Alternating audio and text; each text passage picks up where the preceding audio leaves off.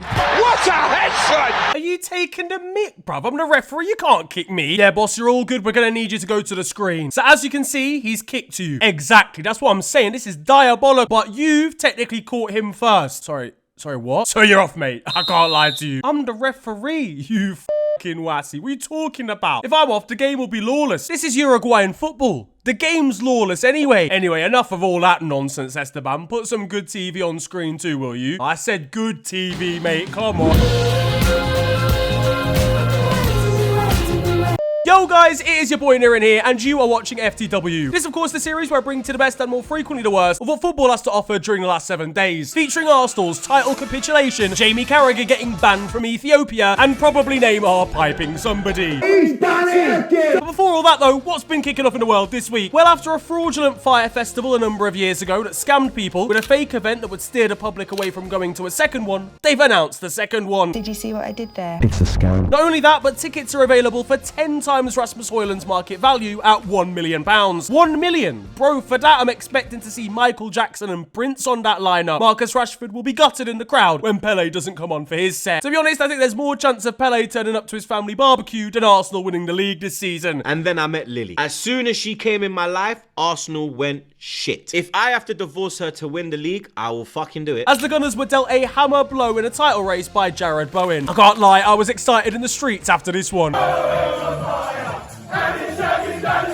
Now though, ladies and gentlemen, time for a new feature in Gooning this week. One day, that's gonna be me, fam. The goal itself was well worked, I'm not gonna lie. Tidy little finish from Jared Bowen, no poor marking defensively from Arsenal. And these lot have got Aaron Wan-Bissaka doing up step-overs, you know. Mikel Arteta, a different man when he can't just do up 3 banks of 4. The Gunners were not helped in this one though by going down to 10 men here too. Miles Lewis-Skelly getting an early shower again. A red card for Arsenal. I'm sure there won't be any public opinion on this whatsoever. The young wing-back has been sensational since he's come into the side, but 12 games and 2 red cards, even though one of them probably wasn't one, is a bit poor. Erling Haaland will be celebrating though hearing the news. Meanwhile, for Arsenal, it's a tale of how many points they picked up in this match, and generally across the season, they've been done over by poor discipline, as well as bad refereeing decisions too. In this one though, they were playing like they still had COVID. They played like lockdown Arsenal, actually, to be fair to them. Mikel Merino starting to look a little bit out of place as a striker. Meanwhile, West Ham fans taking the piss afterwards, doing the Haaland celebration outside the Emirates, and Hammers fans inside the stadium were violating Arsenal for being second too.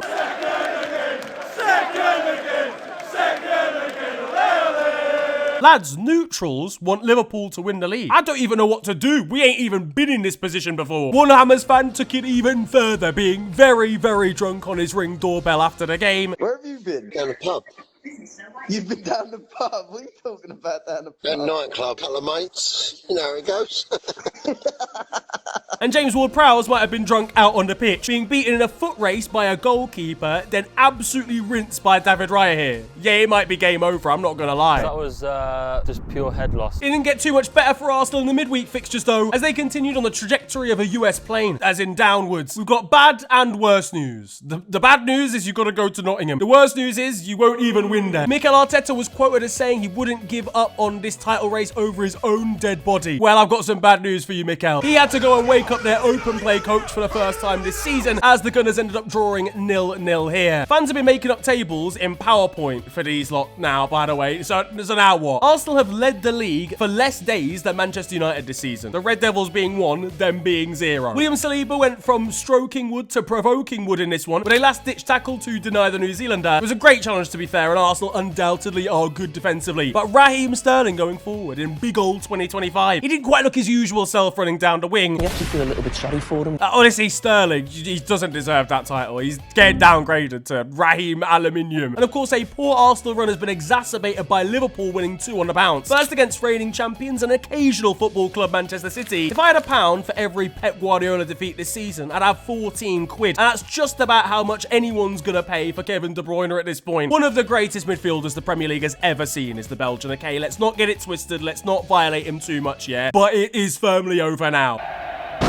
Dominik Szoboszlai had some harsh words for him. He's taken the crown this season. Listen, don't you worry, pal. You had a good run. Enjoy your retirement. Get this man some Ozempic and Arabic lessons, because it's time to head over to Saudi Arabia. And I want a clear and effective apology from everybody who gave this girl grief on Sky Sports for saying that about 6 months ago. About the Etihad Stadium. He should be on an Etihad flight, mate, because his highlights for the season have been very, very poor. They need to tell him this has to stop. I'm starting to realise that Pep Guardiola's wife was actually the tactical genius here, as we scored a well-worked set piece for the second goal here. Arne Slot delighted seeing this one work on the training ground. To be honest, if it means Arsenal not winning the league, I think Man City fans will have been celebrating going 2-0 down in this one. Meanwhile, elsewhere, the chief of investigation for the FBI was seen wearing a Liverpool tie, and he might be on his way to investigate Man City's defence, to be fair. So we might need to do a second investigation on Trent Alexander-Arnold, who we found out must clearly be 38 years of age, thanks to Jeremy Doku this week, as the man who has a taste for the geriatric sent him to the absolute cleaners. A terrible rating for Trent, a record in terms of a wing-back being beaten across a 90 minutes, and an overall performance that might need to be taught in textbooks for years to come. I can't do it. Mo Salah just outright said basically, yeah, nah, sick, we're going to win the league this season. And a lot of people have been claiming that this isn't maybe a deserved title, or it's one that's going to be soured a little bit because everyone else has been bad. Ultimately, we're still heading towards an almost 90-point season. You can't argue with that. But then again, our main rivals are playing Mikel Merino up front. Either way, Jurgen Klopp will be depressed, realising that he's missed out on a free title because he didn't take his vitamins properly. It got even better with the Reds beating Newcastle 2-0 in the midweek fixtures to stretch our lead to a 13-point margin. Though that didn't stop Arsenal fans from changing allegiances before kick-off here. I've been a fan of this great club all my life, and this is why I love Newcastle United. Dominik Szoboszlai is firmly on his way towards making the climax, and I'm not talking about his footballing ability. In a game where Arne Slot was in the stands for squeezing Michael Oliver's hand too efficiently against Everton, he had a below-average view for Mo Salah getting an assist for the second goal, and so now we've got to edit it to the Heitinger Penitentiary, the assistant who was down on the ground. Not that I had a huge amount of faith in him, the former Everton man, after this tweet he put out a few years ago. Newcastle are apparently willing to listen to offers for Nick Pope over the coming months, so their fans, they'll be hoping they're willing to listen to offers over the next 2 days after the performance he put in here. Newcastle fans across St James's Park trying to work out slurs for people who have played for Burnley. I do like football,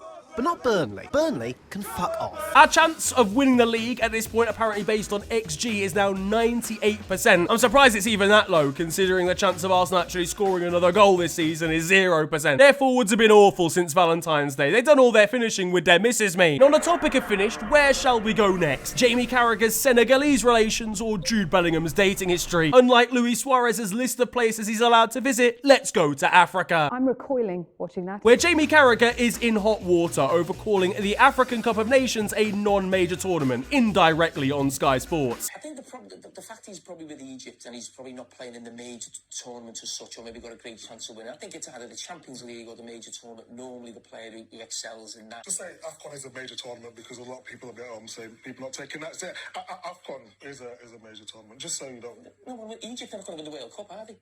No, but Afcon is it's big, wasn't it? Remember when him and Mane was going for it and I'm just saying that. It's a fact. He can fuck off. Now shout out to Micah Richards and Daniel Sturridge who stuck up for the competition here. That is nice to see. After Jamie Carragher kind of flippantly suggested that FIFA won't take the competition into account because it's not held to a high regard like the Euros or even Copa America. This didn't really provoke a very good reaction over on Twitter, where Ahmed Al Mohammadi, ex of Aston Villa and Hull, tore into him, saying he doesn't recognise a major competition because he's never won one. JJ Okocha wasn't rating him either. You won't want your son to be like Carragher.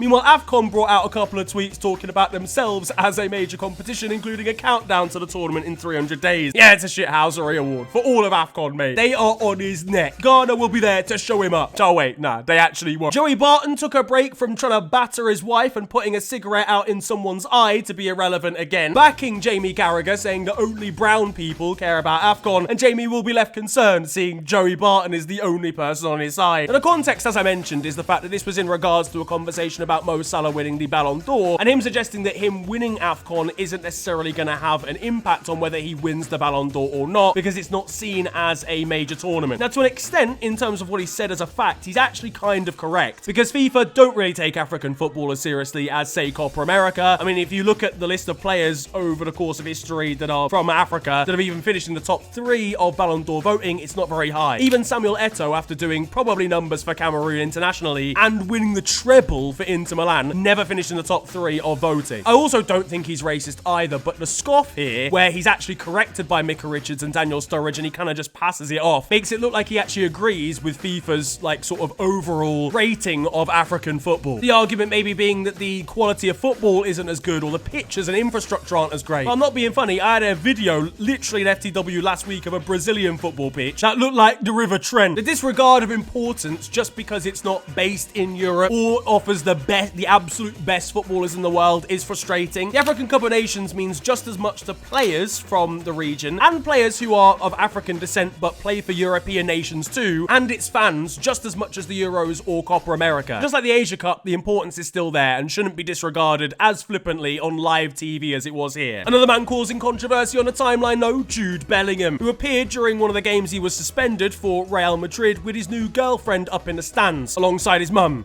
who didn't seem all that impressed. There's an Instagram baddie in the mix, man. His PR's about to hit the stairs. Now, this caused a lot of controversy because of this girl's alleged dating history, including actor Jamie Foxx, who Jude will be fuming at when he next sees on TV.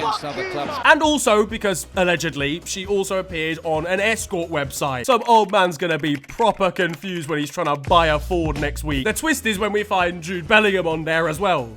Nah, wait, he's not Kyle Walker. So either way, though, it's been debunked. It's proven not to be true. Apparently, this website just steals pictures of people. Overall, yeah, who cares, man? It's his dating life. Like, genuinely, keep it moving, man. If he wants to be with her, she wants to be with him, then say less. Now back to the Premier League, and it's been a crazy week for Manchester United. They drew with Everton 2-2 at Goodison Park. A win-win for me, as it was an equal hate watch. This United disaster class, by the way, never actually lets you down. Even though they came back from a draw in this one, it's like a wounded animal being given a plaster before being sent to a battery farm. Beto, by the way, completely different footballer since David Moyes came in. But at the other end of the pitch, and watching Rasmus Højlund control a ball is like watching a horse try and juggle a set of plates. With his ratings, you'd honestly think he was Dutch, not Danish. There was controversy, though, at the end of this one. After Everton were denied a late penalty, it was given by the on-field referee after a shirt pull on Ashley Young, but in the end, VAR intervened to cancel it out. It would have been the winner for the Toffees. Ashley Young going down theatrically as if it's 2013 again. For me, though, definitely shouldn't have been overturned. I'm not even being biased here. I just don't think it was a clear and obvious decision, to be honest. I think what hurt Young is that he went down theatrically, like I said. But if you looked at the reverse angle, because they basically judged it off Maguire not fouling him, which I think was correct, but a foul came from De Ligt, which they couldn't see through their cameras because they chose not to use the camera behind the goal instead. What's the point if you're not going to use every view available? Their actual view might as well have been them looking out the window from Stockley Park itself. Yeah, fuck it, that'll do. Meanwhile, United have also been in the news due to cost-cutting from Jim Ratcliffe. Apparently, in the canteen, now only soup and sandwiches will be served to everybody except for the players to cut down costs on the meals. And it includes coaches and analysts. Analyze that, you peasant. Now, I know what you're thinking. You're assuming the players will get more. But with the way they'll be playing, they'll be getting no lunch at all. The thing is, right, if you're going to cut costs, yeah, and you're going to get rid of, I don't know, someone who works at the club shop, right, you're going to cut their pay for the whole year and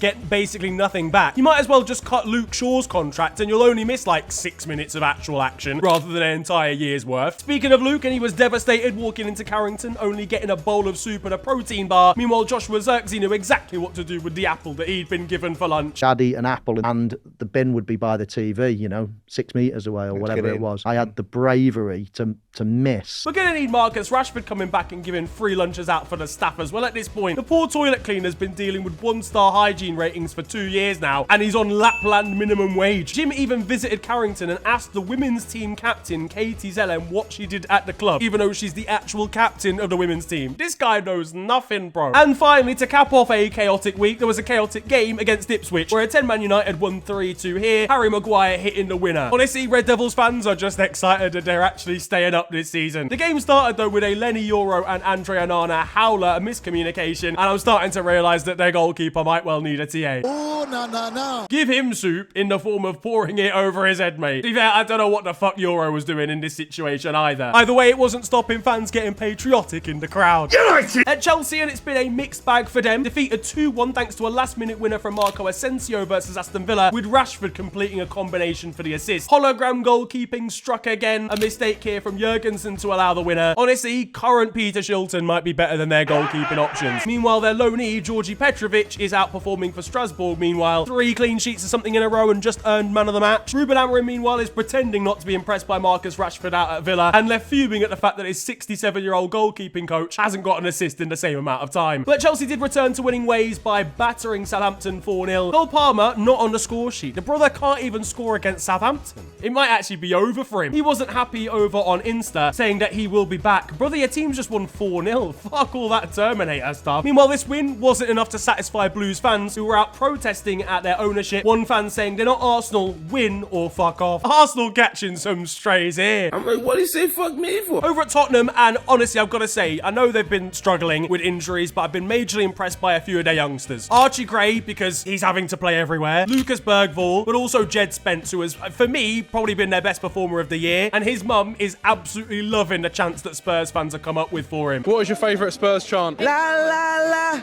la la la la la la la.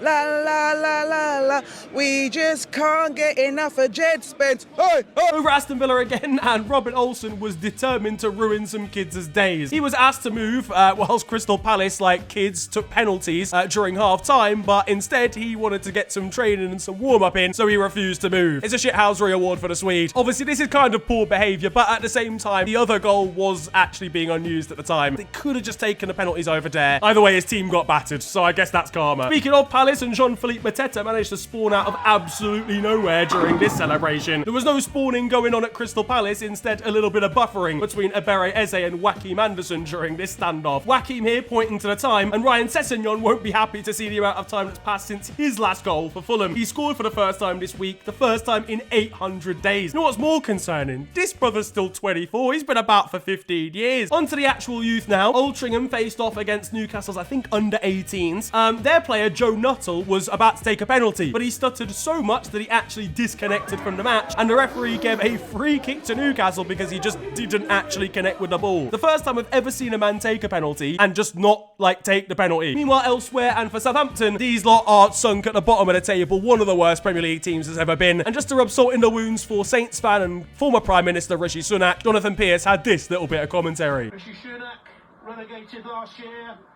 His football club will be relegated this year. That's a rare double for you. Over in Spain, there was a dramatic game between Atletico Madrid and Barcelona. 4-4 this one, and an absolute classic, as Barcelona brought out a bottle job to go from 4-2 to drawing the game. Before the game, a joke Diego Simeone made indicated there probably wouldn't be 4 goals getting scored by either team. He was asked whether he'd be parking the bus, and he said he'd bring a plane instead. Honestly, this deployed by Diego Simeone, the worst terrorism scene involving a plane in history. And that's saying something. At least they didn't play the game in the US instead, because it would have been upside down. To be fair, they need to give out 30,000 in compensation for Barca and Atleti fans because of their heart rates in this one, as Alexander Sorloth once again caused Barca heartbreak with another last-minute goal. That makes 120 goals in 39 games for Barcelona this season. They're averaging 3 goals per game, and they're so entertaining to watch. As for Atleti, and after the draw of the Champions League group stages, they were left fuming at the fact there's even more Madrid derbies before GTA 6 comes out. Now, though, for your first goal of the week, and it does revolve around Los Blancos, as Luka Modric scored an absolutely beautiful volley, or an absolutely beautiful strike in La Liga. Unk has still got it. He won man of the match as well in this one. Meanwhile, Andres Iniesta is doing up charity matches with KS Iola GDBT. Elsewhere at Real Madrid, and Dani Ceballos is possessed down on the bench, and Vinny Jr. was causing a scene again. First of all, something that is his fault, and that's him diving versus Real Sociedad, as I can imagine a light breeze saw him fall to the ground. But it was more serious stuff, and certainly stuff outside of his control, coming from the fans, as one Real Sociedad supporter was seen doing monkey gestures towards him. He lapped this up and kind of got them to scream even louder. Genuinely, outside of the obvious disgraceful scenes here, and this fan in particular, the fact that he should be banned, it's the fact the amount of energy that he's managed to exert on abusing someone. This man looks like his lungs are about to pack it in for the year. There were unfortunate scenes for Croatian Borna Barisic, who made his debut in La Liga this week, only to suffer a serious knee injury against Real. And there was a sweet touch actually from Real and Florentino Perez to send him a letter specifically to wish him a speedy recovery. And I echo those thoughts, Borna. Hopefully see you on the pitch soon. We'll also see Anthony back on the pitch soon after a red card that he received for Real Betis was overturned. His rating does have to go back down though now. He dived in and completely lost his head in this one, but actually made no contact with the player. Either way, that didn't stop one young Betis fan from falling in love with him. He's dropped a shoulder in real life here, by the way. I can't believe he's dealt with that so well. Meanwhile, down in the second tier of Spanish football, and the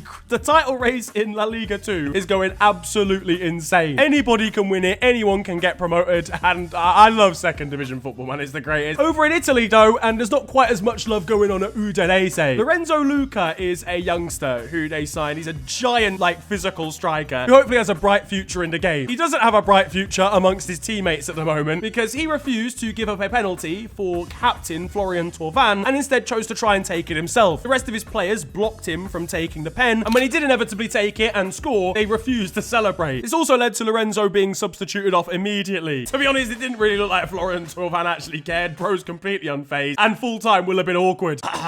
The penalty was all right, though, at least, guys. Come on, give me that. But to be honest, this man once scored about 300 goals in 2 seasons for me in an FM save on Twitch. So for me, I think he was completely in the right. There's also been drama at Atalanta, where Luigi Gasparini called out Ademola Lookman after a poor penalty he took in the Champions League. He said that he was the worst penalty taker he's ever seen. It provoked a response from Ademola Lookman and also from Atalanta's ultras, who brought a banner with their support for Ademola to their club's training ground. Gasparini here has managed to unite all of Italian football. We've got Italian ultras supporting a black Nigerian. This is completely unheard of. His second goal of the week, though, comes from Italy, and it sees a corner being cleared away as far as Marco Arnautovic, who with a sensational volley has launched it into the top corner. This is a disgraceful finish. I kind of forgot he was still a footballer, to be honest. Over at Como, and their storyline is continuing to improve this season. The side managed by Cesc Fabregas have done some really good business to bring in some young, talented players like Assane Diao and also Nico Path, who came in from Real Madrid. They beat Napoli 2-1, top of the table, to dent their title hopes. And Cesc Fabregas, who was managed by Conte, the apprentice here, has become the master. Same can't really be said for all of Conte's players at Chelsea, though. The Italian will be questioning Danny Drinkwater when he brings his CV to Napoli, hoping to get a job as his assistant. What are you doing?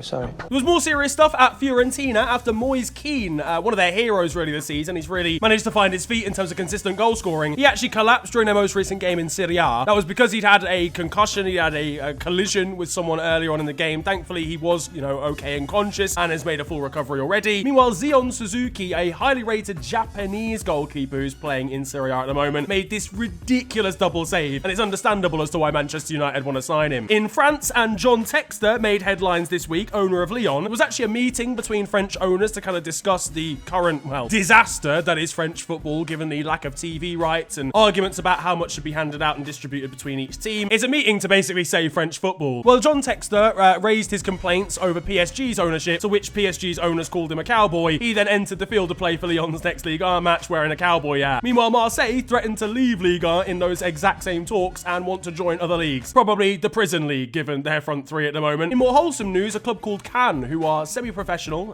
they play in the 4th division of French football, have made it all the way to the semi-finals of the Coupe de France. This is absolutely, this is like a League 2 side, making it obviously to the semi-finals of the FA Cup. Very, very impressive from them. You may well know them, A, for the fact that they scored a goal from the halfway line during this game. That is even more impressive. B, because I very fleetingly did a FM save, Football Manager save with them on Twitch. And C, because they're the side that Zinedine Zidane used to play for. And an even cooler story as well for Alexis Becker, who is back to football playing for Caen B after spending 18 months down on the sidelines after suffering with his mental health. So great to see Alexis back on the pitch, and hopefully we'll see him back in Ligue 1 very soon. Not such wholesome scenes though going on in this lower league game in France, because how has this game ended 9 players versus 9 players? In Germany, and Bayer Leverkusen just forgot to bring their graphic designer to the game this week. Their admin was having to draw stuff out on paint, including their first goal, which was drawn out nicely, the second goal drawn out showing their striker chipping the goalkeeper, and a lovely full-time post to wrap things up. And back in the cup competitions of Europe, this time in the DFB Pokal, Arminia Bielefeld actually made history by beating 4 Bundesliga teams in a row in the competition, whilst being a 3rd division team. It's the first time this has ever happened. Now it's time for your goals of the week, and we've got some more beauties for you, even after the other 2. first of all, we start in amateur football, because this team goal, some lovely skills, some lovely flicks, and some beautiful interchanging play as Pep Guardiola's tiki-taka football seeps into the lower divisions and the lower pyramids of English football, only to be finished off with a lovely curling effort, curling away from the goalkeeper and heading into the top left corner. Once again, we're in the lower leagues, this time with Marine, who of course played Spurs back in the FA Cup a few years ago. Their player Jack Hazelhurst picked up the ball and rifled it into the top corner from range. But finally, we're headed acrobatic, and we're heading to Sinisa Stanisavic. A ball has been crossed into the area, and with it well behind him, he leans out a right foot and manages to hook it over his own body and into the top corner. Wonderful overhead kick there. Hello all, and welcome to The Beautiful Game, the segment where we take a look at the poetic and brilliant side of the game that we love. We are back by popular demand for yet more glorious beauty. And that concludes The Beautiful Game. In Brazil, and Neymar is still balling out after his return to Santos. He was getting booed by rival fans only to score directly from a corner, bringing out the first Olympico of his career and celebrate in front of them. And naturally, his opponents got pictures with him at the end of the game after a goal and 2 assists. Over in Turkey, a little bit more animosity though between two sides. The biggest rivalry in Turkish football really, Fenerbahce versus Galatasaray, took place this week. On the pitch, 0-0 draw. Doesn't seem too enthralling. There were 30,000 police officers at this game. Do you understand how crazy this is? That's a higher attendance than at the Etihad, and it's just detective chief inspectors. There were fans throwing flares around only to hit their own fellow supporters. Galatasaray's manager was absolutely fuming at refereeing decisions taking place. Meanwhile, good friend of the channel Viz predicted that Jose Mourinho could become a villain. And well, he was right, although I don't think maybe how he was quite expected. As Galatasaray accused the Portuguese manager of racism for comments he made about their players jumping up like monkeys from the bench. This man can't be a racist. He actively chose to sign Steven Bergwijn. No, look, listen, I take these sorts of accusations very seriously, and I'm sure Turkish football does as well. As I'm sure you know, I'm Nigerian and British. I've experienced racism myself, but I feel like we do need to take a look at the context here. People like Didier Drogba, Michael Essien have expressed their support for Jose, who of course they've worked with very closely at Chelsea. It might just be a bit of a miscommunication or mistranslation. At the end of the day, it's not like, I know this is going to sound very crass, it's not like the entire bench was full of African players, for example. In fact, in terms of the numbers, there was 1 black player on the bench, so I don't think he's necessarily targeting that one individual. Obviously, if he is, if it's proven that he was, if he said it in a certain manner, then cool, throw the book at him. But my first thought was that it probably isn't or wasn't meant in that manner. Now, there was chaos on the pitch over in the Europa League, where Bodo Glimt faced off against Twente. Now, at the 90-minute mark, the Norwegian side were going out of the competition, only to score 2 back-to-back goals within 2 minutes in injury time, then concede again in injury time to Twente and take the game to extra time, which would see them score another 2 to win the tie overall. Ridiculous stuff over there. PSV's academy youngsters have clearly been inspired by the senior side. They brought out a cold celebration in the Champions League last week, and the academy graduates, well, they replicated it in the youth games. At Shakhtar Donetsk, there was an interesting guest at training. Fuck knows when they signed Chris Wood, but in Australia now, in the A-League, and we've got a goal kick here being taken by a defender, which has clearly been caught by the wind and has been launched absolutely miles. The opposition's goalkeeper, he's not caught the flight at all, and it's bounced over him, and it looks like it's about to go in, only for the striker to nab the goal. I would be fuming if I'm that defender about to score from a goal kick. Are you insane? In Belgium, and Ron Weasley really needs to stop taking the football so seriously. Someone Avada Kedavra him out of there. Some sort of spell might have been used up in Denmark, as this Copenhagen player was sent for a backflip by a shove. Come on, man, that's just a straight dive. What are we doing here? Meanwhile, there's legendary stuff going on in Portugal. You all, I'm sure, remember Adriano, okay? The poster boy for PES 6, a Brazilian forward who should have done so much more in the game, but had a tragic story and in the end didn't quite accomplish the greatness that his footballing capabilities possessed. Well, hopefully his son can have a legacy too. He's just signed for Academica over in Portugal, and his name is Adrianinho, which I love. Staying in Portugal, the crazy story of the Portuguese Cup. In the quarterfinals, we got 2 4th-tier sides facing off against each other. O Elvas and Terzense, guaranteeing a 4th division side in the semis. I showed you the La Liga 2 title race earlier on, a plethora of sides that can still get promoted, but a Swiss League title race, it might genuinely be even better. 6 teams separated by just a few points, and this one is going to go directly to the wire. A title race that doesn't usually go to the wire is one over in Croatia, where Dinamo Zagreb have really dominated for years. So much so that their players feel like they can even play drunk at this point. There was wholesome scenes in Aberdeen, where Palestinian striker Ode Dabar was welcomed by flags and banners in the crowd up in Scotland. And back in Denmark, we've got the revelation of the El Plastico derby, which has been dubbed as such between Silkeborg and Nordsjælland because they're the only 2 teams in the division that have an artificial turf. deserve. Closer to home and at Burnley, they take their stewards very seriously. In fact, they even get them to warm up before home games. I don't think I've ever seen this before. Why is he having to do a bleep there? But clearly, whatever they're doing is working because they've got 12 clean sheets in a row. The second best record of any team in English club history. Elsewhere in the Championship, and it seems like Sky Sports presenters must be getting a serious deal on getting the same trainers. And at Plymouth, their owner was being asked about his plans for next season when he accidentally slipped up. Go into the football squad for many, many years. This is why when we go down to League One, if we go down to League One, oh God. Oh God. When we get relegated, this brother's put an acca on it. One club in the UK was testing out some trialists ahead of maybe making some new free agent signings, and their dad was very, very proud to see it. In Tunisia though, and look, what are the basics of being a goalkeeper, mate? Just come and claim the ball just slightly. In Gibraltar, a side called Bruno's Magpies won relatively convincingly this week, 17-0 the final score. And in Argentina, how about this miss from Edinson Cavani for Boca Juniors? Still do a better job if he re-signed him for Manchester United than Rasmus Højlund though. Now that it's time for Still 0-0, and you guys know the score by now, this is the segment of the show where I bring to you the best of Sunday League and amateur football. And look, things sometimes can get a little bit desperate. You're chasing the game, maybe 1-0 down. Well, let's be honest, it's Sunday League. You're 6-5 down, going into the final moments of the game, and you throw your goalkeeper forward. But you're always at risk of conceding again. Well, unless this striker is the one that you're up against, in which case, don't worry about it, geezer, because he won't score. On to the weird stuff though now. First of all, not necessarily a weird story, but like a very interesting one that comes from the Marshall Islands, who are a nation who kind of only just set up an actual national team. Generally speaking, they are a country that are massively at risk when it comes to global warming. The ocean is rising massively in their location in comparison to other parts of the world, and if it continues to do so at the current rate, then it may not be inhabitable in decades to come. So to not necessarily commemorate that, but I guess warn against that, they've actually worn a special disappearing kit to, I guess, represent the fact that the whole island, or islands collectively, may disappear from the map. One man who you could argue has disappeared from football, though, is Shunsuke Ando, a Japanese goalkeeper. And look, listen, it can be easy to be a backup goalkeeper sometimes, but also difficult. At the end of the day, you're picking up a pretty easy paycheck, but also you want to be out there playing football. Well, thankfully for Shunsuke, he actually made his first appearance as a goalkeeper in 9 years. Yeah, he played his first game in almost a decade. That's an insane statistic. That, though, is going to wrap up football this week, and I hope you have enjoyed it. If you have, then feel free to slap a like on the video, and of course, subscribe if you're new to the channel. You can also follow me on social media. It is at @officialfng on Twitter and on Insta. It's been a pleasure ranting at you guys today. Have a wonderful day. Enjoy yourselves, and goodbye.